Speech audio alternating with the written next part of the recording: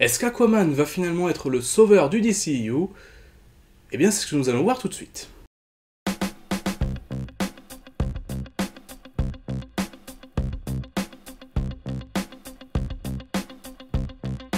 Et oui, aujourd'hui on parle d'Aquaman, dernier film en date du DC Extended Universe ou Worlds of DC comme vous préférez, qui se concentre donc sur Aquaman et qui est réalisé par James Wan. Après donc Justice League l'année dernière qui avait fait un flop commercial et critique,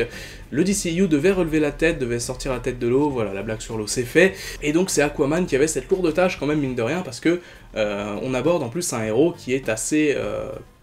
kitsch à la base, surtout vu l'image globale qui est renvoyée. Aquaman, ça a toujours été un personnage que j'ai apprécié, mais sans plus, mais que je défendais, disons, face aux personnes qui disaient qu'il était absolument ridicule, etc., avec toutes les blagues sur le fait qu'il parle aux poissons, entre autres. Mais en même temps, ça n'a jamais été un personnage que j'ai énormément apprécié. Par exemple, dans l'univers d'Aquaman, je préfère largement Mera, par exemple. Mais voilà, ça reste un personnage plutôt cool, et surtout, Jason Momoa est un acteur extrêmement cool, donc ça fait très plaisir quand même de le voir dans le rôle, et encore plus dans ce film. Bref, pour revenir basiquement sur le passé du personnage dans l'univers, donc il a été introduit assez maladroitement, comme les autres membres de la Justice League dans Batman v Superman, via un simple fichier vidéo, et dans Justice League, à mon sens, c'était en plus le membre le moins bien introduit, c'est vraiment celui qui... On comprenait pas forcément tout, c'est-à-dire on voyait Atlantis par moment, mais honnêtement le public lambda, enfin le spectateur lambda n'a pas dû comprendre ce que c'était en fait, c'était juste pour les fans de comics.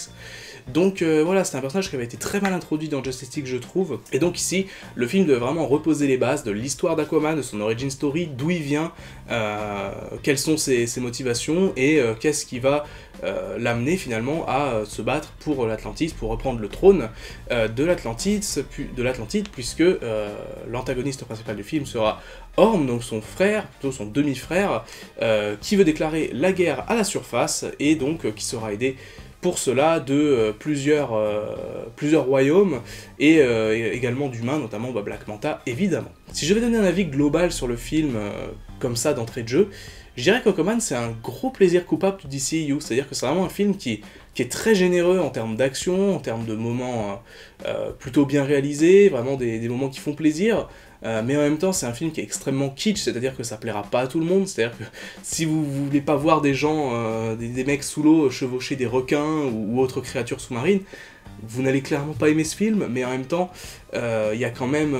beaucoup de bonnes intentions, je trouve, notamment d'un point de vue visuel, et rien que pour ça, je pense que le film doit être salué et doit être vu, je trouve, parce que même si on n'est pas au niveau de la noirceur et du sérieux de BVS, qui reste encore à ce jour mon film préféré du DCU, et on n'est peut-être pas... Disons par rapport à Wonder Woman et Man of Steel, qui sont les deux autres films solo du DCU, c'est peut-être objectivement le moins bon des trois, mais en même temps, c'est peut-être celui qui est le plus satisfaisant, c'est-à-dire que c'est celui où on peut se poser devant pour rigoler un coup, pour apprécier l'action, et c'est tout, quoi. Man of Steel apportait quand même des thématiques assez sérieuses, Wonder Woman était un peu entre les deux, on va dire, là, cette fois-ci, c'est vraiment un film qui s'assume complètement, en tant que film complètement décontracté, c'est-à-dire, ça ne veut pas dire qu'il n'y aura aucun moment sérieux, que tout sera désamorcé, mais le film quand même se prend beaucoup moins au sérieux, et finalement c'est pas plus mal, parce que je trouve que du coup, par rapport à l'univers complètement, je vais pas dire loufoque, mais complètement inédit en fait qu'offre Aquaman, ne pas forcément trop toujours le prendre au sérieux, c'est peut-être une bonne chose, je trouve, et en tout cas, globalement, ça donne un film très agréable à regarder, et qui mérite d'être vu au cinéma. Voilà, donc Aquaman est bon, après ça ne veut pas dire qu'il n'a aucun défaut, mais je vais pouvoir rentrer un petit peu plus en détail dans ça maintenant, même si je vais essayer d'être quand même assez court, puisque je vais faire une critique absolument sans spoiler pour le coup. Donc Aquaman est toujours joué par Jason Momoa, qui joue toujours cet Aquaman un petit peu badass, un petit peu bourrin qu'on avait dans Justice League, et qui continue d'être comme ça ici, donc je pense qu'encore une fois, si vous n'avez pas aimé le personnage dans Justice League, vous n'aimerez malheureusement, je pense, pas le personnage ici encore, mais en même temps, voilà, il dégage un capital sympathie énorme, et je trouve que avoir pris cet acteur, c'est vraiment un très bon choix, surtout pour un personnage comme Aquaman qui avait besoin de se racheter, entre guillemets, de montrer qu'il peut être aussi un super-héros badass comme les autres. Donc au final, Jason Momoa, même si au fond c'est loin d'être un acteur exceptionnel, il dégage quand même quelque chose, et je pense pour le personnage, c'est vraiment quelque chose qui qui était nécessaire. De même pour Amber Heard qui joue Mera, je trouve que c'est un très bon choix de l'avoir prise. Encore une fois, c'est pas l'actrice parfaite, enfin je veux dire, elle a pas un jeu, je trouve, exceptionnel, mais dans ce film, en tout cas dans l'univers d'Aquaman, ça passe très bien. Son costume est très fidèle aux comics, je veux dire, elle a une vraie motivation, on l'avait déjà vu en plus dans Justice League, donc peut-être que les gens qui avaient vu Justice League, qui n'avaient pas compris, ils vont se dire « Ah ça y est, on comprend enfin qui est cette nana », donc c'est pas plus mal. Donc ça va être principalement voilà, le duo du film, c'est-à-dire le film va majoritairement se concentrer autour de ces deux personnages, mais on trouve ensuite des antagonistes, notamment Orm, qui est selon moi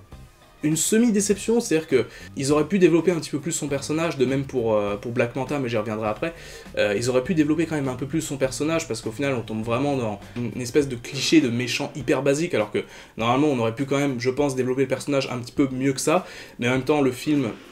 doit quand même raconter pas mal de choses, donc faut pas non plus qu'il dure 3 heures, mais voilà, ça aurait pu être un peu plus intéressant. Au contraire un petit peu de Black Manta, c'est-à-dire que Black Manta, pour le coup, on comprend vraiment ses origines, on sait pourquoi elle en veut à Aquaman précisément, mais en même temps il est pas vraiment exploité dans le film, je trouve, c'est-à-dire on le voit arriver, alors par contre son armure, elle est plutôt stylée, enfin moi j'aime beaucoup le look de son armure, mais honnêtement... filmé comme ça fait méchant de Power Ranger, quoi, donc non, vraiment, faut le dire, il y a vraiment certaines scènes, et ça correspond un petit peu à l'aspect kitsch du film, c'est-à-dire que si ça vous gêne pas, tant mieux, quoi, tant mieux pour vous. Moi, personnellement, ça m'a pas vraiment gêné, mais objectivement, quand on voit Black Manta arriver avec son espèce de garde rapproché un petit peu qui est envoyé par Atlantis,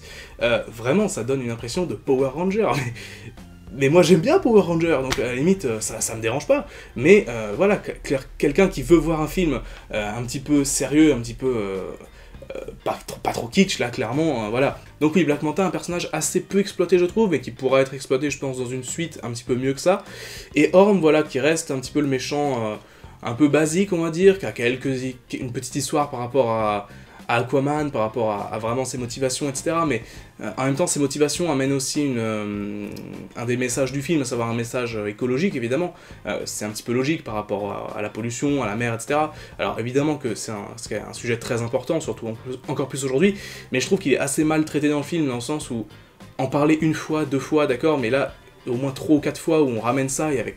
des gros sabots, quoi, c'est vraiment, hey, vous avez vu, l'humanité, elle pollue les océans, regardez, machin, etc. C'est vraiment beaucoup moins bien traité que, par exemple, que l'image de la femme, par exemple, dans Wonder Woman, et c'est assez dommage, d'ailleurs, parce qu'on a toute une séquence qui m'a un petit peu rappelé la séquence de BVS, où il s'interroge sur le cas de Superman, d'ailleurs, j'en avais parlé dans mon top 5 des scènes du DCEU, mais il y a une scène un petit peu comme ça, mais qui est beaucoup moins intéressante, du coup, parce que ça parle un petit peu de la pollution, de l'Atlantis, etc. Mais c'est clairement beaucoup moins intéressant. Au niveau des scènes d'action, c'est vraiment le point où le film fait le plus plaisir, je trouve, parce que déjà, il y en a pas mal, et en plus, elles sont très très bien chorégraphiées, très très bien filmées, c'est très dynamique, c'est très punchy, il y a parfois des beaux plans séquences, et vraiment, c'est le point fort du film, enfin, un des gros points forts du film pour moi, et un des points qui fait que vraiment, on va prendre plaisir à regarder Aquaman. Après, encore une fois, on termine comme pour tous les films DC Comics, avec une grosse orgie d'effets numériques à la fin, pour la grosse bataille qui avait déjà été teasée dans les bandes annonces. Mais voilà, si vous n'avez pas aimé les batailles finales de tous les autres films DC Comics, finalement, vous n'aimerez sans doute pas celle-ci, même si pour le coup, je trouve qu'elle dure un peu moins longtemps, ou alors c'est l'impression que ça m'a donné en tout cas, donc c'est pas trop pire. Et c'est loin d'être en plus la plus mauvaise de tout. Alors après, évidemment, d'un point de vue de l'histoire, le film est extrêmement basique, c'est un film d'aventure plus qu'un film de super-héros, vraiment comme on a l'habitude d'en voir, mais c'est pas plus mal au final, ça change un petit peu, on a un côté un petit peu Indiana Jones par moment, enfin, toute proportion gardée évidemment, mais on a un petit côté, voilà, découverte de temples, etc., enfin, d'endroits cachés, avec des espèces de trésors un peu à trouver à la fin, donc c'est plutôt sympa, on voyage en plus entre pas mal d'univers différents, on a l'univers sous-marin, on a des déserts, on a des endroits un petit peu plus, entre guillemets, en ville, avec des gros guillemets quand même, mais voilà, le film nous fait un peu voyager, et c'est plutôt sympa, je trouve. Après, évidemment, encore une fois, c'est la plupart des plot twists du film, on les verra à des kilomètres, peut-être à part un en particulier pour un spectateur lambda, mais sinon tous les autres, on sait absolument où ça va aller. Et après, bon, évidemment, encore une fois, c'est très kitsch par moment, les dialogues, encore une fois, il y a des gros clichés de dialogue, mais c'est pas un si gros défaut que ça à ce niveau-là, enfin vraiment,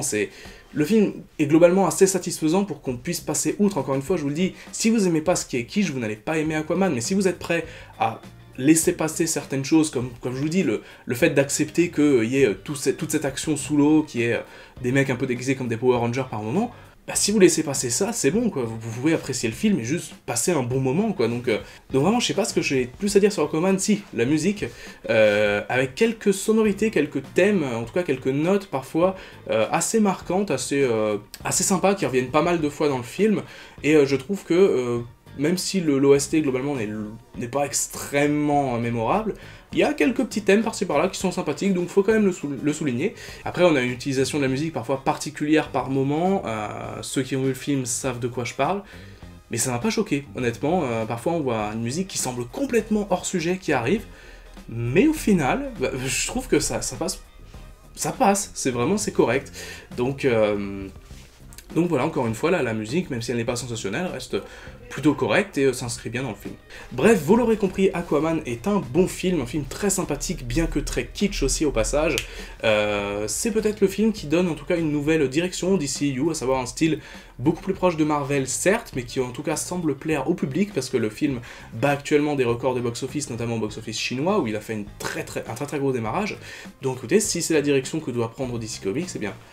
c'est comme ça, on a peut-être effectivement fini l'ère de DC Comics vraiment sérieuse, comme on avait pu avoir avec Nolan, avec Snyder, et maintenant on arrive vers une ère plus popcorn, plus Marvel, effectivement. Mais s'il faut en passer par là pour que DC recommence à fonctionner et à plaire au grand public, eh ben,